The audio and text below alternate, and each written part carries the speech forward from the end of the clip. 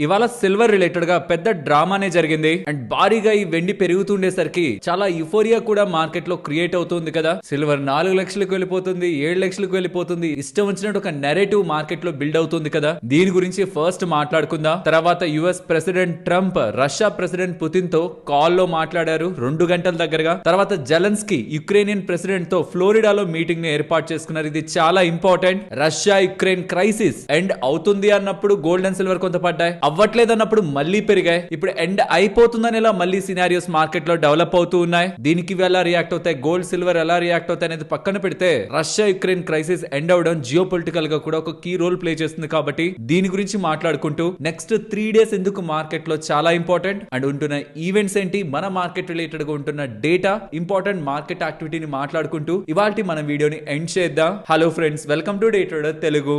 Good evening. అయితే ఇవాళ మీరు గమనిస్తే సిల్వర్ ఈటీఎఫ్ లు, మీరు ఏ ఈటీఎఫ్ అయినా తీసుకోండి, పర్టికులర్ గా నేమ్ తీయట్లేదు, but most of the ETF లు ఇవాళ హై నుంచి లోకి 20% దగ్గరగా పడ్డాయి. ఇవాళ హై నుంచి లోకి 20% దగ్గరగా పడ్డాయి. పడి ఆ లో నుంచి మళ్ళీ 12% దగ్గరగా పెరిగి ముగిశాయి. ఇవాళ ఇంటర్నేషనల్ మార్కెట్ లో సిల్వర్ ధరలు $84 పర్ ఔన్స్ రికార్డ్ మార్క్ ని కొట్టాయి. ఎవ్వరూ ఎక్స్పెక్ట్ చేయలేదు. ఏమంత జరిగింది ఈ వీకెండ్ లో, ఏం జరిగింది వెండి రిలేటెడ్ గా ఏదైనా బజ్ నెలకొందా అంటే ఈ డేటానే మార్కెట్ లో ఫియర్ ని క్రియేట్ చేసింది. చైనా వాళ్ళు సిల్వర్ రిలేటెడ్ గా ఎక్స్పోర్ట్ రిస్ట్రిక్షన్స్ పెడతారు జనవరి 1, 2026 నుంచి అని మార్కెట్ లో రూమర్స్ ఉన్నాయని ఎలా నేను రీసెంట్ టైమ్స్ లో చెప్పాను. అది కూడా అప్పుడు క్లియర్ గా చెప్పాను, రూమర్స్ మాత్రమే, ఇంకా అఫీషియల్ కమ్యూనికేషన్ రాలేదు చైనా నుంచి అని. జనవరి 1 వస్తూ ఉండడం, సిల్వర్ ధర పెరుగుతూ ఉండడం. ఎక్కడ చైనా వాళ్ళు రిస్ట్రిక్షన్స్ ని పెడితే మెజారిటీగా వాళ్ళే కదా సప్లై చేస్తున్నారు గ్లోబ్ కి. చైనా వాళ్ళే సప్లై చేయడం తగ్గిపోతే ఇప్పటికే ఫిజికల్ గా సిల్వర్ ఒక నిల్వలు చాలా తక్కువ ఉన్నాయి. చైనా వాళ్ళు కూడా ఒక అడుగు ముందుకు వేసి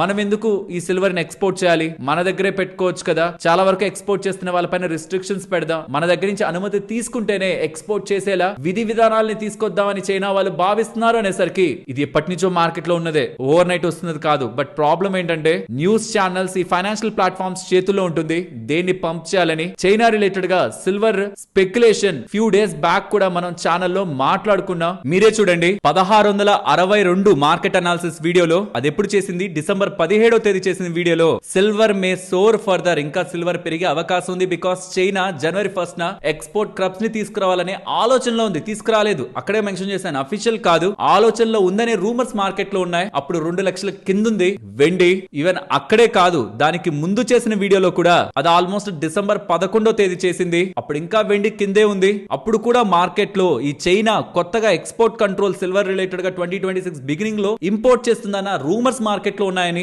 డేటాని షేర్ చేశాను. మార్కెట్ లో రూమర్స్ ఉండడం వేరు, అది రియాలిటీ అవ్వడం వేరు. రూమర్స్ తో పెరిగింది ఏదైనా అది రియాలిటీ కాకపోయినప్పుడు అంతే విధంగా రియాక్ట్ అవుతుందన్న విషయాన్ని కూడా గుర్తు చేస్తున్నాను. పెరిగిపోతున్నప్పుడు దాని గురించి అనుగుణంగా మాట్లాడుకోవడం చాలా సులభం, కానీ ఒక లిమిట్ కి మించి పెరుగుతున్నప్పుడు అప్పుడు పెట్టుబడి పెట్టే వాళ్ళకి రిస్క్ కూడా అర్థం కావాలి. కాబట్టి దీన్ని హైలైట్ చేస్తున్నాను. ప్రతి ఒక్క ఫైనాన్షియల్ ప్లాట్ఫామ్ చూడండి, ఫ్యూ అవర్స్ బ్యాక్ సేమ్ డేటానే silver China export controls, China new export rules అని హైలైట్ చేస్తూ ఉండడం, గ్లోబల్ గా ఒక సార్ట్ ఆఫ్ పానిక్ క్రియేట్ అవుతుండడమే సిల్వర్ ధరలు ఇంతలా పెరగడానికి కారణం. ఫ్రెండ్స్, సిల్వర్ ఎందుకని బంగారం కంటే ఎక్కువ పెరిగే అవకాశం ఉంది, ఇండస్ట్రియల్ గా దాని డిమాండ్ ఎలా పెరుగుతుందని చాలా మంది ఒక వీడియోని చేశాను. కానీ దాని అర్థం ఇష్టం వచ్చినట్టు వెండి పెరిగిపోతుందని కాదు. ఇక్కడ డేటా ఇలా ఉంది, ఇది దీనికి బెనిఫిట్ గా ఉంది. గోల్డ్ సిల్వర్ రేషియో ఇలా ఉంది. సో గోల్డ్ కంటే సిల్వర్ కి ఎక్కువ అడ్వాంటేజ్ కనిపిస్తూ ఉంది. సో కమింగ్ టైమ్స్ లో, నా దృష్టిలో కమింగ్ టైమ్స్ అంటే రోజులు నెలలు కాదు, రానున్న సంవత్సరాల్లో వెండి పెరిగే అవకాశం ఉందనేలా డేటా మనం మాట్లాడుకున్నాం. కానీ ఎంత మనం మాట్లాడుకున్నాం అని అనుకుంటున్నా,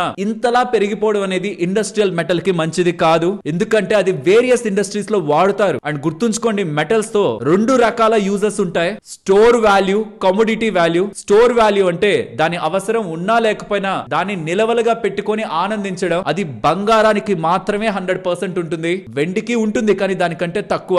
ఈ రకంగా వెండి పెరిగిపోయినప్పుడు ఇండస్ట్రీస్ లో, కొన్ని ఇండస్ట్రీస్ లో దాని వాడకాన్ని రీప్లేస్ చేశారనుకోండి ఇతర మెటల్స్ తో, ఈ రేంజ్ లో పెరిగిపోతున్నప్పుడు దెన్ అది థ్రెట్ అయ్యే అవకాశం కూడా ఉంటుంది. ఎప్పుడు కమోడిటీస్, స్పెషల్ గా స్టోర్డ్ వాల్యూ లేని కమోడిటీస్ స్లోగానే మూవ్ అవ్వాలి. ఈ రకమైన జంప్ నెక్స్ట్ ఏం జరుగుతుందన్న ఒక పానిక్ ని ఇండస్ట్రీస్ లో క్రియేట్ చేస్తుంది. ధరలు పెరుగుతాయి, ఇన్ఫ్లేషన్ ని పెంచుతుంది. ఓవరాల్ ఎకానమీ కూడా ఇండస్ట్రియల్ మెటల్స్ పెరగడం మంచిది కాదు. అదే ఎలాన్ మస్క్ కూడా చెప్తున్నారు, this is not good. Silver related గా తను కామెంట్స్ చేస్తున్నారు, ఈవీస్ లో అదే కదా వాడుతున్నారు. అండ్ ఇంకొకటి, ఈ వెండి పెరుగుతుండడం, బంగారం పెరుగుతుండడం, మిగతా మెటల్స్ రిలేటెడ్ గా కూడా ఏదో ఒకటి మాట్లాడుతున్నారు. ఫ్రెండ్స్, నేను ఇక్కడ ఒక ఇంపార్టెంట్ ఇంపార్టెంట్ ఫార్ములా అని చెప్తాను, గుర్తుంచుకోండి. స్టాక్ టు ఫ్లో రేషియో అంటే ఇప్పుడు మనం సంవత్సరం ఒక మెటల్ ని బయటకు తీస్తూ ఉంటాం కదా, బయటకు మైన్ చేస్తూ ఉంటాం. అది ఎంత తీయగలుగుతున్నాం, అసలు ఎంత ఎగ్జిస్టింగ్ గా రిజర్వ్స్ ఉంటున్నాయి, స్టాక్ ఎంత ఉంటుంది, ప్రెసెంట్ ఫ్లో ఎంత ఉంటుంది, దాని రేషియోని బట్టి ఎన్ని సంవత్సరాలకి ఎగ్జిస్టింగ్ ఉన్న నిల్వల్ని సంవత్సరం మనం తీసే దాంతో ఫుల్ ఫిల్ చేయగలం అనేది ఉంటుంది. ఆ డేటా మీకు ఇక్కడ పెడుతున్నాను చూడండి. స్టాక్ టు ఫ్లో రేషియో బంగారం రిలేటెడ్ గా 60 నుంచి 70 ఉంటుంది. ఎలా చెప్తున్నారు, రఫ్ ఎగ్జాంపుల్ చెప్తున్నాను. ఒక 2 లక్షల టన్నుల దగ్గరగా బంగారం ఇప్పటికే స్టాక్ ఉంది అనుకుందాం. ప్రపంచంలో ప్రతి సంవత్సరం 3,000 టన్నుల దగ్గరగా ప్రొడ్యూస్ అవుతుంది అనుకుందాం. Produce in the sense mine అవుతూ ఉంది అనుకుందాం. 2 లక్షలు డివైడెడ్ బై 3,000 68 దగ్గరగా వస్తుంది కదా. దాని అర్థం 68 సంవత్సరాలు పడుతుంది. ప్రెసెంట్ ఏదైతే మనం సంవత్సరం బంగారం తీస్తున్నామో దాంతో ఎగ్జిస్టింగ్ ఉన్న స్టాక్ మనం క్రియేట్ చేయాలంటే ఇట్స్ వెరీ లాంగ్. కాబట్టి దానికి ఒక వాల్యూ ఉంటుంది. అదే వెండికి అయితే 22 సంవత్సరాలే పడుతుంది. కానీ ఈ మధ్య కాలంలో ఈ రెండు పెరుగుతున్నాయి కదా అని ఇష్టం వచ్చినట్టు మిగతా మెటల్స్ కూడా పెరిగిపోతున్నాయి. కానీ చెప్పండి, మిగిలిన మెటల్స్ యూసేజ్ తో పాటు స్టీల్ కూడా మనం ఎక్కువ వాడుతూనే ఉంటాం కదా, అది కూడా ఇష్టం వచ్చినట్లు పెరిగిపోతూ వెళ్ళొచ్చు కదా, వెళ్ళదు. దాని స్టాక్ టు ఫ్లో రేషియో సంవత్సరం అంటే 1 ఆర్ ఈవెన్ సమ్ మెటల్స్ కి అయితే లెస్ దాన్ 1 ఉంటుంది. ఇక్కడ పాయింట్ మెటల్ ని ఎక్కడెక్కడ వాడేస్తున్నాం అని చెప్పుకొని మెటల్ పెరిగిపోతున్న దాన్ని జస్టిఫై చేయడం కాదు. దాన్ని అసలు మనం ఎంత ప్రొడ్యూస్ చేయగలం, దాని రిజర్వ్స్ ఎంత ఉన్నాయి, దాని కాస్ట్ ఎంత, దాని మైనింగ్ కాస్ట్ ఎంత, దాని ప్యూరిఫికేషన్ కాస్ట్ ఎంత, దాని మార్కెట్ లోకి తీసుకురావడానికి ఉంటున్న ఓవరాల్ కాస్టింగ్ ఎంత, వేటిల్ని మనం పట్టించుకోకుండా ఇష్టం వచ్చినట్లు పెరిగిపోతున్నాయి కదా అని బ్లైండ్ గా కొనుక్కుంటూ వెళ్ళిపోతే, ఒక లాజిక్ లేకుండా, ఒక బేసిస్ ఆఫ్ థీమ్ లేకుండా డబ్బులు పెట్టుకుంటూ ఇష్టం వచ్చిన మెటల్ లో పెట్టుకుంటూ వెళ్ళిపోతే మాత్రం అది బిగ్ రిస్క్ అవుతుంది. బంగారం ఎవర్ గ్రీన్ హీరో. ఆ సెకండ్ ప్లేస్ మాత్రం వెండిదే. బట్ వెండిలో నేను ఫస్ట్ నుంచి చెప్తున్నాను, వాలటిలిటీ పీక్ లో ఉంటుంది. ఇవాళ 20% పడింది, 12% పెరిగింది. దాన్ని ఎంతమంది తట్టుకోగలరు? అండ్ ఈ గోల్డ్, సిల్వర్, కాపర్ వీటి అన్నిటి పరంగా ఉంటున్న స్టాక్ టు ఫ్లో రేషియో కూడా ఇక్కడ ఇమేజ్ రూపంలో ఇస్తున్నాను చూడండి. దేనికైతే ఎక్కువ ఉంటుందో దానికి వాల్యూ ఉంటున్నట్టు. అండ్ మన ఇంట్లో బంగారాన్ని దాచుకుంటాం, స్టోర్డ్ గా ఉంచుకుంటాం, వెండి వస్తువుని దాచుకుంటాం, అలా ఇంకేదైనా మెటల్ ని కూడా దాచుకుంటాం. దానికి ఆ వాల్యూ ఉందనుకోండి, నమ్మండి. లేదనుకోండి, సప్లై ఎప్పుడైతే మార్కెట్ లో పెరుగుతుందో, రీసైక్లింగ్ ద్వారా కూడా సడన్ గా డంప్ ఎప్పుడైతే అవుతుందో, దెన్ ఆ టైంలో పడే ఇంపాక్ట్ మెటల్స్ రిలేటెడ్ గా వెరీ హెవీగా ఉంటుంది. అండ్ వెండి ఈ మధ్య కాలంలో కొన్న వాళ్ళకి కొంత ఇవాళ మార్కెట్ లో ఉన్న వోల్టాలిటీ ఒక భయాన్ని క్రియేట్ చేసి ఉంటుంది. 170% దగ్గరగా పెరిగింది సంవత్సరంలో. అసలు ఏది మరీ అంత పెరగడం కూడా మంచిది కాదు. నేను ఆ వీడియో చేస్తున్నప్పుడు కూడా నేను ఈ రకంగా పెరిగిపోతున్నాను ఇలా వ్యూతో లేని బేసిక్ గా. కానీ బంగారంతో పోలిస్తే వెండికి ఎందుకు అడ్వాంటేజ్ ఉంది, ఇండస్ట్రియల్ గా ఎటువంటి అడ్వాంటేజ్ ఉంది అనేది మాత్రమే మాట్లాడాం. మరి ఇంత యుఫోరిక్ గా ఇండస్ట్రీ మెటల్స్ పెరిగిపోవడం కూడా మంచిది కాదు. మనం రియాలిటీని కూడా యాక్సెప్ట్ చేయాలి, యుఫోరియా నుంచి కొంత బయటికి రావాలి. బట్ అలాని వెండి రిలేటెడ్ గా మేజర్ క్రాష్ ఆర్ భారీగా పతనం అయిపోతుంది, ఇంకా వెండి పని అయిపోయినట్లే అంటే electric vehicles, solar panels and కొత్తగా వస్తున్న డెవలప్మెంట్స్, ఈవీ రిలేటెడ్ గా ఉంటున్న డెవలప్మెంట్స్, వాటిల్లో సిల్వర్ ఒక రీప్లేస్మెంట్ ఉంది, రీప్లేస్ చేస్తున్నారు అన్న డేటా మనకి వచ్చే వరకు వాటి యొక్క గ్రోత్ ఉంటుంది. ఇండస్ట్రియల్ గా అనుకుంటే మోర్ దాన్ 60% దగ్గరగా దాని యూసేజ్ ఇండస్ట్రియల్ గా ఉంటున్నప్పుడు, వాటి డిమాండ్ హెవీగా ఉన్నప్పుడు సిల్వర్ ది ఇండస్ట్రియల్ లింకేజ్ ఉన్నంత వరకు అంత సడన్ గా ముగిసిపోయే కథ అయితే కాదు. కానీ వోలటాలిటీ మాత్రం పీక్ లో ఉంటుంది. గతంలో కూడా వెండి పెరగడం బానే పెరుగుంటుంది, అక్కడి నుంచి 70-80% పడుతుంది, మళ్ళీ పెరగడానికి సంవత్సరాలు తీసుకుంటుంది. ఇప్పటి వరకు జరిగిన స్టోరీ అది. కానీ ఇప్పుడు కొంత EV, solar and industrial demand related గా థీమ్స్ మారుతూ ఉండడం, స్టెబిలిటీ ప్రతి ఒక్క హైయర్ లెవెల్లోనూ దానికి కనిపిస్తుంది. కానీ హిస్టారికల్ నేచర్ ని కూడా మనం మైండ్ లో ఉంచుకుంటే మినిమం 40-50% కరెక్షన్ వెండి గతంలో మల్టిపుల్ టైమ్స్ ఇన్వెస్టర్స్ కి షాక్ లా ఇచ్చింది అనేది కూడా వోలటాలిటీని కూడా పెట్టుబడి చేస్తున్న వాళ్ళకి గుర్తుంచుకోవాలి. ఇది నేను ప్రతి ఒక్క వీడియోలోను, ఈవెన్ గతంలో చేసిన ఏ వీడియోలో అయినా, వెండి రిలేటెడ్ గా వీడియోలో అయినా చెప్పాను. ఆ వోలటాలిటీ వద్దు అనుకుంటే వెండిని పూర్తిగా పక్కన పెట్టండి. ఓన్లీ ఒక్క మెటల్ తోనే వెళ్ళాలి నాకంతా, వోలటాలిటీ వద్దు అనుకుంటే అది బంగారం. ఎందుకంటే దానికి స్టోర్డ్ వాల్యూ ఎక్కువ. అలానే స్టాక్ టు ఫ్లో రేషియో కూడా ఆల్మోస్ట్ 68-70 ఇయర్స్ పడుతుంది. అంత ఈజీ కాదు. హోప్ మీకు లాజిక్ అర్థమైందని. ఇవి కాక ఇంక ఇతర మెటల్స్ రిలేటెడ్ గా కూడా బజ్ క్రియేట్ చేసుకుంటున్నారు. వి డోంట్ నో వాటి యొక్క స్టోరీ ఎలా ముగుస్తుంది అని. లాజిక్స్ ఉన్న వాటి రిలేటెడ్ గా మాత్రమే మనం మాట్లాడుకోగలం. అండ్ ఫైనల్ గా ఇంకొక కంక్లూజన్ కూడా ఇవ్వాలి. యుఎస్ వాళ్ళు క్రిటికల్ మినరల్ లిస్ట్ లోకి ఈ సిల్వర్ రిలేటెడ్ గా ఎడిషన్ ని మిడ్ జనవరిలో అనౌన్స్ చేస్తారు. చేస్తే ఓకే, చేయకపోతే అది ప్రెషర్ ని క్రియేట్ చేస్తుంది. చైనా కూడా ఇంపోర్ట్ రిస్ట్రిక్షన్స్ ఇంకా పెట్టలేదు, కానీ పెడతారనేలా ఊహలున్నాయి. అది ఉంటే ఓకే, లేకపోతున్నా అది కూడా కొంత ప్రెషర్ ని క్రియేట్ చేస్తుంది. సో షార్ట్ టర్మ్ లో ఏదైనా రిస్క్లు ఉన్నాయంటే అమెరికా వాళ్ళు క్రిటికల్ మినరల్ లిస్ట్ లోకి యాడ్ చేయకపోతున్నా మిడ్ జనవరిలో అప్డేట్ ఉంటుంది, ఇప్పుడే కాదు. బట్ ఇమీడియట్ గా మాత్రం చైనా వాళ్ళు కొత్త పాలసీని సిల్వర్ ఎక్స్పోర్ట్ రిలేటెడ్ గా ఏదైనా విధి విధానాలను మారుస్తుంటే అది కూడా సిల్వర్ రిలేటెడ్ గా షార్ట్ టర్మ్ టర్మ్ లో విధిస్తుంటే మంచి ఇంపాక్ట్ ని చూపిస్తుంది. విధించకపోతే ఇప్పుడు క్రియేట్ అయిన భయాలు తొలగి సిల్వర్ లో కొంత ప్రెషర్ ని కూడా మనం చూస్తాం. షార్ట్ టర్మ్ లో ఉంటున్నది ఇది. లాంగ్ టర్మ్ లో ఎప్పుడు ఇండస్ట్రియల్ డిమాండ్ సిల్వర్ రిలేటెడ్ గా పెరుగుతూ డెఫిసిట్ ఎప్పుడు అలానే మెయింటైన్ అవుతుంటే గత 5 సంవత్సరాల్లో మెయింటైన్ అవుతూ వెళ్తే స్టెబిలిటీ అనేది సిల్వర్ ధరకి దొరుకుతుంది. ఎల్స్ రీప్లేస్మెంట్ ఇండస్ట్రియల్ గా దానికి కనిపిస్తుంది. లేకపోతే ఇంత ధర పెరిగిపోయిన తర్వాత చాలా ఇండస్ట్రీస్ సిల్వర్ వాడడాన్ని తగ్గించేస్తున్నాయి, ఇంకొక మెటల్ కి ఆల్టర్నేటివ్ మెటల్ కి ఆర్ అలాయ్స్ కి మూవ్ అవుతున్నాయి, సిమిలర్ ప్రాపర్టీస్ ని క్రియేట్ చేసుకోగలుగుతున్నాయి సడన్ అడ్వాన్స్మెంట్స్ అండ్ టెక్నాలజీస్ తో. అంటే అప్పుడు కూడా మనకి సడన్ ఇంపాక్ట్ సిల్వర్ రిలేటెడ్ గా కనిపించవచ్చు. అన్ని రిస్క్ కి మనం ప్రిపేర్డ్ గా ఉండే అలొకేషన్ ని మనం ఇవ్వాలి, జస్ట్ ధర పెరిగిపోతుందనే కాదు. నెక్స్ట్ గ్లోబల్ గా జరుగుతున్న ఇంపార్టెంట్ థింగ్, ట్రంప్ పుతిన్ కి కాల్ చేయడం, 2 గంటలు మాట్లాడాను అనడం, తర్వాత ఈ యుక్రెయిన్ ప్రెసిడెంట్ జెలెన్స్కీ తో కూడా ఫ్లోరిడాలో మీటింగ్ పెట్టుకొని ఆల్మోస్ట్ 90% దగ్గరగా పీస్ డీల్ రిలేటెడ్ గా మేము ఒప్పుకుంటున్నాం, సర్టైన్ భూభాగాన్ని రష్యా ప్రెసిడెంట్ కి ఇవ్వడానికి కూడా ఆల్మోస్ట్ యుక్రెయిన్ ఒప్పుకుంటుందని, అలా జరిగితే రష్యా యుక్రెయిన్ యుద్ధం ఆగిపోతుందని, అది త్వరలోనే తను ఆశిస్తున్నాడని ఎలా స్టేట్మెంట్స్ అయితే కనిపిస్తూ ఉన్నాయి. లెట్స్ సీ ఇప్పటికైనా ఈ స్టోరీ ఎండ్ అవుతుందా లేదు. ఇలానే చెప్పారు గతంలో కూడా. చూస్తే రష్యా మీద యుక్రెయిన్ వాళ్ళు, యుక్రెయిన్ మీద మళ్ళీ రష్యా వాళ్ళు భారీగా డ్రోనులతో విరుచుకుపడ్డారు. అండ్ ఒక్కసారి 2025 పర్ఫార్మెన్స్ ని మీరు స్క్రీన్ మీద గమనిస్తే ఫస్ట్ ఇండియాతో వద్దు, కింద కంట్రీస్ తో వద్దాం.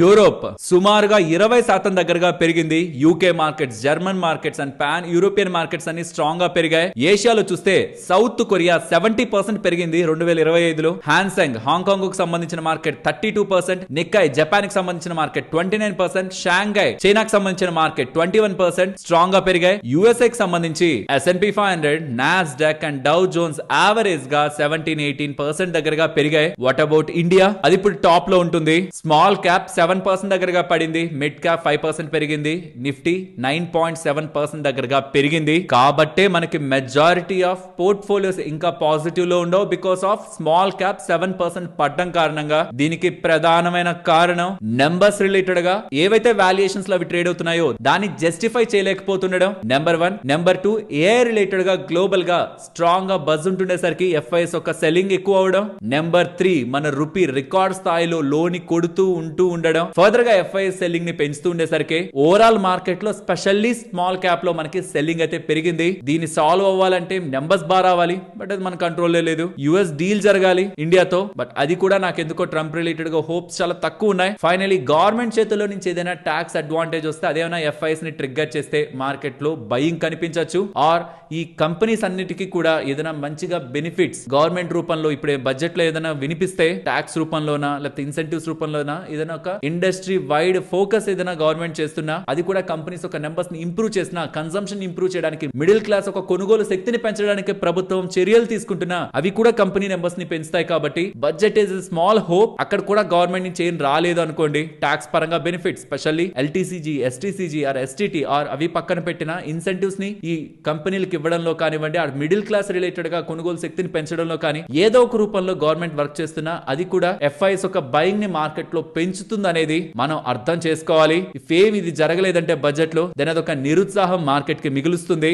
ఈ సంవత్సరం మొదటి నుంచి ఇప్పటి వరకు చూసారనుకోండి, ఏప్రిల్ లో ట్రంప్ టారిఫ్లను భయపెట్టారు, స్ట్రాంగ్ గా మార్కెట్లు పడ్డాయి. తర్వాత మన ఆపరేషన్ సింధూర్, అక్కడ మార్కెట్స్ రియాక్ట్ అయ్యాయి. తర్వాత ట్రంప్ సడన్ గా నేనేమి అంత వేయిన్లే టారిఫ్లు అన్నారు, అన్ని కంట్రీలను వదిలేశారు. బట్ మంది మాత్రం రష్యా పేరు చెప్పి వేసిన దాని మీద ఇంకొక 25% వేసి కార్నర్ చేసి ఇప్పటి వరకు ఇండియాని టార్గెట్ చేస్తూ వస్తున్నారు. ఈ మధ్యలో బంగారం వెండి స్ట్రాంగ్ గా పెరిగింది. ఏ బస్తోను ఎఫ్ఐఎస్ సెల్లింగ్ పెరుగుతుండడం, రూపీ రికార్డు లోకి వెళ్తూ మార్కెట్ రిలేటెడ్ గా తీసుకుంటున్న స్టెప్స్ తో వస్తున్న పాజిటివ్స్ ని మొత్తాన్ని ఓవర్కమ్ చేస్తూ, ఓవర్ షాడో చేస్తూ సర్టైన్ థింగ్స్ మార్కెట్ లో డెవలప్ అవుతుండడం. మార్కెట్స్ లో మనం గ్లోబల్ గా చూసినంత ర్యాలీని మన మార్కెట్స్ లో చూడలేదు. అండ్ ఇంకొకటి కూడా చెప్పాలి, ఇవాళ మీరు విక్స్ ను గమనించారా?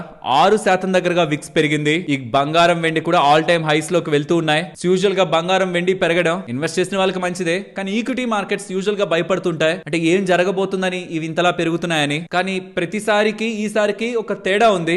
బంగారం పెరగడానికి సెంట్రల్ బ్యాంక్స్, వెండి పెరగడానికి ఇండస్ట్రియల్ డిమాండ్ రెండు ఉండడం కారణంగా యూజువల్ గా వెండి బంగారం పెరిగినప్పుడు మార్కెట్లు పడిపోవాల్సిన కాస్త వెండి బంగారం వాటిపాటిగా పరిగెడుతున్నాయి. ప్యారలల్ గా ఈక్విటీ మార్కెట్స్ పరిగెడుతున్నాయి. యూజువల్ గా ఈక్విటీ మార్కెట్స్ లో పెట్టుబడి పెట్టే వాళ్ళకి వెండి ఆరు బంగారం, స్పెషల్లీ బంగారం, వెండి కాదు బంగారం హెడ్జ్ గా ఉంటుంది. అది పడినప్పుడు ఇది పెరుగుతుందిలే అని. కానీ చాలా రేర్ టైమ్స్ లోనే ఇది పెరుగుతూ ఉంటుంది, ఇది కూడా పెరుగుతూ ఉంటుంది.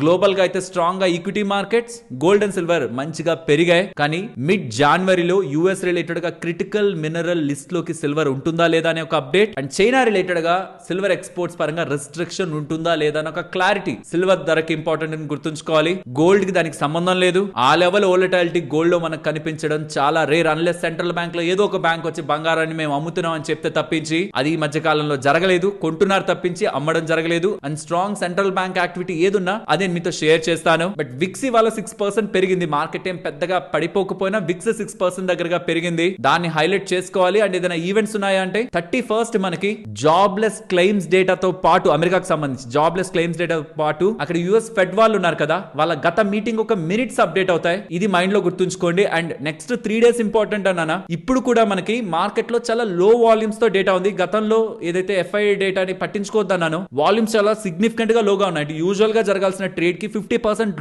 లో ప్రెసెంట్ వాల్యూమ్స్ ఉన్నాయి. బికాస్ క్రిస్మస్ వస్తూ ఉండడం, నెక్స్ట్ వీకెండ్ మనకి న్యూ ఇయర్ కూడా ఉంటూ ఉండడం, లాంగ్ హాలిడేగా చాలా మంది మార్కెట్స్ నుంచి కొంత దూరం ఉంటున్నారు. అండ్ లో వాల్యూమ్స్ లో మార్కెట్ నడుస్తుంది. అండ్ గ్లోబల్ మార్కెట్స్ కూడా మీరు గమనిస్తే డిసెంబర్ 31st యూకే మార్కెట్ ఉండదు, ఫ్రాన్స్ మార్కెట్ ఉండదు, హాంకాంగ్ మార్కెట్ ఉండదు, అండ్ కొన్ని మార్కెట్స్ కూడా ఉండవు. And January 1st Indian market తప్పించి ప్రపంచంలో ఇంకే మార్కెట్ ఉండదు, అన్నిటికీ హాలిడే. అలాంటప్పుడు మార్కెట్ లో ఎంత లో వాల్యూమ్స్ నడుస్తాయి, ఎఫ్ఐఎస్ ఎంత మార్కెట్స్ ని అవాయిడ్ చేస్తే లో వాల్యూమ్ తో మార్కెట్ మూవ్ అవుతుంది. కాబట్టి మార్కెట్ లో ఏ మాత్రం కొంచెం పుష్ వచ్చినా అది కిందకైనా పైకైనా స్ట్రాంగ్ గా వెళ్లే అవకాశం ఉంటుంది. అండ్ జనవరి 1st మనకి ఆటో సేల్స్ డేటా కూడా అప్డేట్ అవుతుంది. నెక్స్ట్ ఫ్యూ డేస్ మార్కెట్ లో లో volumes with respect to market ని మనం చూస్తామని గుర్తుంచుకోవాలి. అండ్ ఎఫ్ఐఎస్ యొక్క షార్ట్స్ అక్కడే మెయింటైన్ అవుతున్నాయి. అండ్ యుఎస్ డాలర్ కూడా ఆల్మోస్ట్ 90 రూపీ పర్ $1 మనకి ప్రెసెంట్ ఉంది. కాబట్టి వాటిలో కూడా పెద్ద చేంజ్ అయితే లేదు.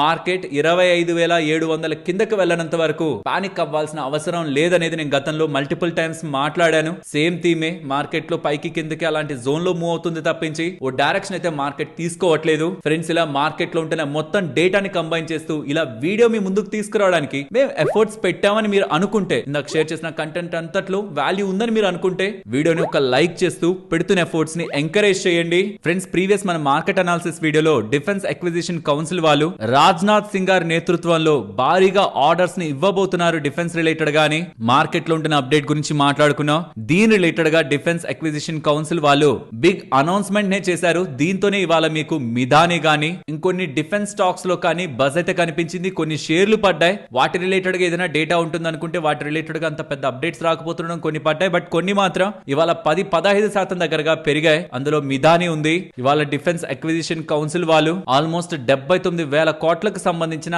Radars, radios, automatic take off, landing, recording systems and other equipments related గా army, navy and air force పరంగా 79,000 కోట్లకు సంబంధించిన ప్రపోజల్స్ ని క్లియర్ చేస్తూ ఉండడం డిఫెన్స్ రిలేటెడ్ గా కేంద్రం స్ట్రాంగ్ కమిట్మెంట్ తో ఉందన్నది మనకి ప్రూవ్ చేస్తుంది. ఆల్సో మిదాని వాళ్ళకి ఎయిర్ వర్తినెస్ సర్టిఫికేషన్ కూడా సూపర్ అలాయ్స్ పరంగా లభించింది. అడ్వాన్స్డ్ ఏరో ఇంజిన్ పరంగా వీళ్ళకి ఇది ఒక key certification. And even government 44,700 crores చేసే షిప్ బిల్డింగ్ సపోర్ట్ స్కీమ్ ని కూడా నోటిఫికేషన్ రూపంలో రిలీజ్ చేశారు. షిప్ బిల్డింగ్ స్పేస్ రిలేటెడ్ గా కూడా గవర్నమెంట్ స్ట్రాంగ్ విజన్ తో ముందుకు వెళ్తూ ఉంది. నెక్స్ట్ ఆర్బీఐ వాళ్ళు ఇవాళ చూడండి, ఇక్కడ డిసెంబర్ 29th అని ఒక రిపోర్ట్ నైతే రిలీజ్ చేస్తున్నారు. బ్యాంకింగ్ సెక్టార్ పరంగా ఎలా ఉంది, రీసెంట్ ట్రెండ్ ఎలా ఉందని 2024-25 రిలేటెడ్ గా ఆ మొత్తం రిపోర్ట్ సారాంశాన్ని మీరు గమనిస్తే బ్యాంకింగ్ సెక్టర్ రెసిలియంట్ గా FY25 లో ఉందని, అంటే స్ట్రాంగ్ గా ఉందని, డబుల్ డిజిట్ తో బ్యాంకింగ్ పేస్ లో బ్యాలెన్స్ షీట్ గ్రోత్ కనిపిస్తుందని, deposits, credit growth double digits లో ఉన్నాయి. కాకపోతే FY24 తో కంపేర్ చేస్తే స్లోగానే ఉందని, అన్ని స్కెడ్యూల్డ్ కమర్షియల్ బ్యాంక్స్ రిలేటెడ్ గా ఇది. వెరస్ NBFCs పరంగా మాత్రం కొంత పాజిటివ్ కామెంట్స్ కనిపిస్తున్నాయి. డబుల్ డిజిట్ క్రెడిట్ గ్రోత్ ని పోస్ట్ చేస్తున్నారు. స్ట్రాంగ్ క్యాపిటల్ బఫర్స్ ని మెయింటైన్ చేస్తూ అసెట్ క్వాలిటీని ఇంప్రూవ్ చేసుకుంటున్నారని పాజిటివ్ గా చెప్పారంటే బ్యాంకింగ్ అండ్ NBFC స్పేస్ లో ఎటువంటి వీక్నెస్ లేదని ఆర్బీఐ వాళ్ళు తేల్చి చెప్తున్నారు. మరి లాస్ట్ 2 రోజుల నుంచి పంజాబ్ నేషనల్ బ్యాంక్ వాళ్ళు 2,434 కోట్ల ఫ్రాడ్ ని రిపోర్ట్ చేశారనేలా మనకి అప్డేట్స్ కనిపిస్తున్నాయి కదా. మరి బ్యాంకింగ్ సిస్టమ్ లేదో జరుగుతుందా అని ఒక భయాలు నెలకొంటుంటే గుర్తుంచుకోవాల్సింది, ఈ ఎంటైర్ లోన్ ని ఎప్పుడో వాళ్ళు ప్రావిజనింగ్ చేసి పెట్టుకున్నారు. SREI ప్రమోటర్స్ రిలేటెడ్ గా జరిగిన లోన్ ఫ్రాడ్ గతంలోనే వీళ్ళకి వడ్డీలు రానప్పుడే దాని రిలేటెడ్ గా ప్రావిజనింగ్ అండ్ దాన్ని బుక్స్ లో చూపించడం జరిగిందని, కానీ ఇలా ఫ్రాడ్ జరిగిందనేలా అఫీషియల్ గా వీళ్ళు దాన్ని రిపోర్ట్ చేస్తున్నట్టు PNB వాళ్ళు చెప్తున్నారు. సో సడన్ గా ఏదైనా సర్ప్రైజ్ అంటే ఇది కాదు, బట్ మంచి విషయం అంటే అది కూడా కాదు. ఇలా 1,000 కోట్లు ఫ్రాడ్ జరగడం మన బ్యాంకింగ్ వ్యవస్థకి మంచిది కాదు. అలా అని ఇది సర్ప్రైజ్ కూడా కాదు. అక్టోబర్ 2021 లోనే ఆర్బీఐ వాళ్ళు దీని రిలేటెడ్ గా యాక్షన్ తీసుకున్నారు. నెక్స్ట్ ఇండియన్ రైల్వేస్ వాళ్ళు రానున్న రోజుల్లో మేజర్ సిటీస్ లో ట్రైన్ హ్యాండ్లింగ్ కెపాసిటీని డబుల్ చేయాలని ఆలోచిస్తున్నట్టు, సుమారుగా 2030 నాటికి చాలా సిటీస్ లో, ఇక్కడ మీకు సిటీస్ ని కూడా పెడుతున్నాను. ఈ సిటీస్ లో కెపాసిటీస్ ని డబల్ చేస్తూ కోచెస్ ని, టర్మినల్స్ ని, ప్లాట్ఫామ్స్ ని, మెయింటెనెన్స్ ఫెసిలిటీస్ ని కూడా స్ట్రెంథన్ చేసుకోవాలని రైల్వేస్ వాళ్ళు ఆలోచిస్తున్నట్టు మనకు అప్డేట్స్ అయితే కనిపిస్తూ ఉన్నాయి. ఇది డెఫినెట్లీ ఒక మంచి వార్తే. బికాస్ రైల్వేస్ లో ఎప్పుడు చూసినా అవస్థ పడుతూ ట్రావెల్ చేస్తున్న ప్రజలే మనకు ఎక్కువగా జనరల్ బోగిల్లో కనిపిస్తూ ఉంటారు. ట్రైన్ లో ప్రయాణించే వాళ్ళకి ఇది డెఫినెట్లీ మంచి వార్త.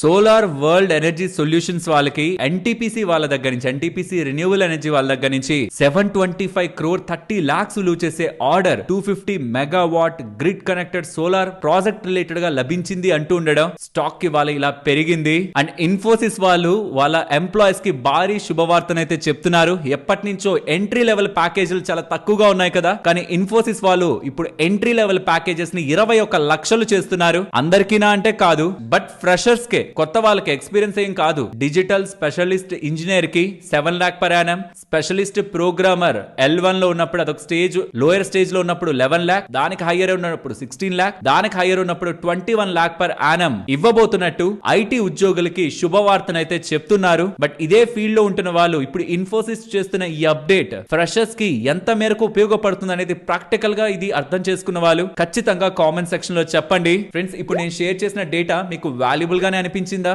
అనిపిస్తే మన వీడియోని తప్పకుండా లైక్ చేయండి. ఈ స్టాలిన్ ఇండియా ఫ్లోరోకెమికల్స్ వాళ్ళు ఉన్నారా, వీళ్ళకి R32 గ్యాస్ ఒక ప్రొడక్షన్ ప్లాంట్ పరంగా, దాని ఎస్టాబ్లిష్మెంట్ పరంగా రాజస్థాన్ దగ్గర నుంచి ఎన్విరాన్మెంటల్ క్లియరెన్స్ లభించిందని, దీంతో 10,000 మెట్రిక్ టన్ పర్ ఆనం దగ్గరగా R32 డైఫ్లోరో మీథేన్ గ్యాస్ పరంగా వీళ్ళ మ్యానుఫాక్చరింగ్ చేసుకుంటారని అప్డేట్ చేస్తున్నారు. ఎయిర్టెల్ వాళ్ళు కార్టూన్ నెట్వర్క్ ఛానల్ తో టైఅప్ అవుతున్నారు. వాళ్ళ ఎయిర్టెల్ డిజిటల్ టీవీలో కార్టూన్ నెట్వర్క్ పరంగా యాడ్ ఫ్రీ ఎక్స్పీరియన్స్ ని ఇవ్వనున్నారని, like Tom and Jerry, Looney Tunes, Scooby Doo ఇవి స్ట్రీమ్ చేస్తారని 59 రూపీస్ పర్ మంత్ పెడుతూ ఇది లాంచ్ చేయబోతున్నట్టు అప్డేట్ చేస్తున్నారు.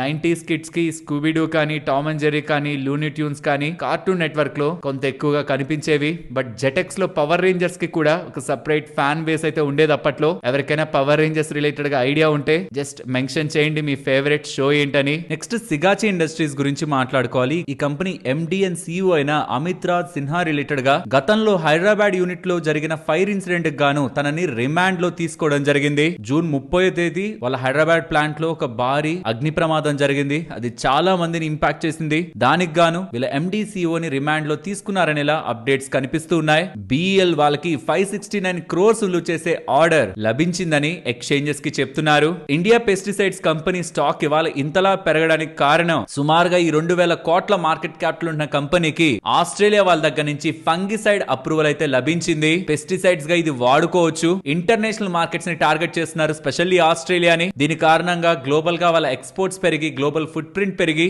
బిజినెస్ పెరుగుతుందనేలా వీళ్ళు అప్డేట్ చేశారు. ఎస్సీపీసీ లిమిటెడ్ వాళ్ళకి 230 crores విలువ చేసే మైనింగ్ ఆర్డర్ లభించిందని అప్డేట్ చేస్తున్నారు. ఫ్రమ్ ఎంఓఐఎల్ లిమిటెడ్ వాళ్ళ దగ్గర నుంచి, గవర్నమెంట్ అండర్ లో ఉంటున్న కంపెనీ దగ్గర నుంచి ఆర్డర్ లభించినట్టు మెన్షన్ చేశారు. అండ్ సీగల్ వాళ్ళు ఉన్నారా, వీళ్ళకి ఉజ్జయిన్ గ్రీన్ ఫీల్డ్ రిలేటెడ్ గా ఇండోర్ లో construction order 4 lane construction order లభించిందని, ఈ ఆర్డర్ ఒక విలువ 1089 crore అని, ఇలా వీళ్ళ సబ్సిడరీకి లభించిన ఈ హైవే ప్రాజెక్ట్ రిలేటెడ్ గా ఎక్స్చేంజెస్ కి అప్డేట్ చేస్తుండడమే స్టాక్ పెరగడానికి కారణం. టైమెక్స్ స్టాక్ ఒక ధర ఇవాళ ఎక్కువగా పడిందా? కారణం ఏంటంటే వీళ్ళ ప్రమోటర్ సుమారుగా 9% దగ్గరగా వాటాని ఆఫర్ ఫర్ సేల్ లో అమ్మాలని చూస్తున్నారు. వాళ్ళు పెట్టిన ఫ్లోర్ ధర 275 రూపాయలు. ప్రెసెంట్ ఉంటున్న ధర కంటే చాలా తక్కువ ధర పెడుతూ ఉండడం. 350 రూపాయల్లో గతంలో క్లోజ్ అయిన ధర 275 రూపాయలకి మేము అమ్ముతామని ఫ్లోర్ ప్రైస్ పెడుతూ ఉండడం స్టాక్ ఇవాళ ఇలా పడింది. రేపు రీటైలర్స్ ఎవరైనా పార్టిసిపేట్ చేయాలనుకుంటే ఈఓఎఫ్ఎస్ లో పార్టిసిపేట్ చేయొచ్చు. దీని రిలేటెడ్ గా వివరాలు ఇక్కడ మీకు స్క్రీన్ ముందిస్తున్నాను. వాటెక్ వాబాగ్ వాళ్ళకి $70 million విలువ చేసే వాటర్ ప్రాజెక్ట్ సౌదీ అరేబియా వాళ్ళ దగ్గర నుంచి లభించిందని, ఎగ్జాక్ట్ గా 70 అని కాదు, $35 to $70 million విలువ చేసే ప్రాజెక్ట్ అనేలా అప్డేట్ చేశారు. వీళ్ళు కూడా ఎల్ఎన్టీలా అయిపోతున్నారు. Small, medium, large, major, mega order అని ఒక క్లాసిఫికేషన్ ఇచ్చేసి ఇక్కడ ఎంత వచ్చిందో ఆర్డర్ చెప్పకుండా ఈ రేంజ్ లో వచ్చుండొచ్చు అనేలా ఒక జోన్ అయితే ఇచ్చేస్తున్నారు. ఇది సౌదీ దగ్గర నుంచి వచ్చిన ఆర్డర్. సౌదీ వాటర్ అథారిటీ వాళ్ళ దగ్గర నుంచి brackish water reverse osmosis BWRO plant establishment పరంగా వీళ్ళకి ఆర్డర్ లభించింది. నెక్స్ట్ 14 months లో ఇది ఎగ్జిక్యూట్ చేస్తారు. ఒక ఇంట్రెస్టింగ్ అప్డేట్ కనిపిస్తుంది. గ్లోబల్ గా ఉంటున్న పేరెంట్ కంపెనీ జాన్ కోక్రిల్ ఎస్ఏ వాళ్ళు ఇండియన్ కంపెనీ జాన్ కోక్రిల్ రిలేటెడ్ గా వాటాని 5.29% వాటాని అమ్మారు. కానీ ఎవరు కొంటున్నారని తెలిసాక మార్కెట్ దాన్ని వాళ్ళ స్ట్రాంగ్ గా చూసింది. రమేష్ దమాని గారు 27,500 షేర్లని 4,704 రూపాయల లెక్కన కొంటున్నట్టు మార్కెట్ లో డేటా అయితే అప్డేట్ అవుతూ ఉండడం. ఫేమస్ ఇన్వెస్టర్ రమేష్ దమాని గారు కొంటున్నారనేసరికి స్టాక్ లో మనకి వాళ్ళ బజ్ అయితే కనిపించింది. అండ్ రైల్టెల్ వాళ్ళకి 19,84 lakhs వచ్చేసి international data centre project ministry of external affairs వాళ్ళ దగ్గర నుంచి లభించిందని, ఇందులో భాగంగా వీళ్ళు డేటా సెంటర్ ని యుతోపియాలో ఎస్టాబ్లిష్ చేస్తారని, డిసెంబర్ 2029 లోపు ఇది ఎగ్జిక్యూట్ అవుతుందని అప్డేట్ చేశారు. సరే మరి నేనుండనా మరొక ఇంట్రెస్టింగ్ వీడియోతో మళ్ళీ మీ ముందుకు వస్తాను. అంతవరకు టేక్ కేర్, జై హింద్.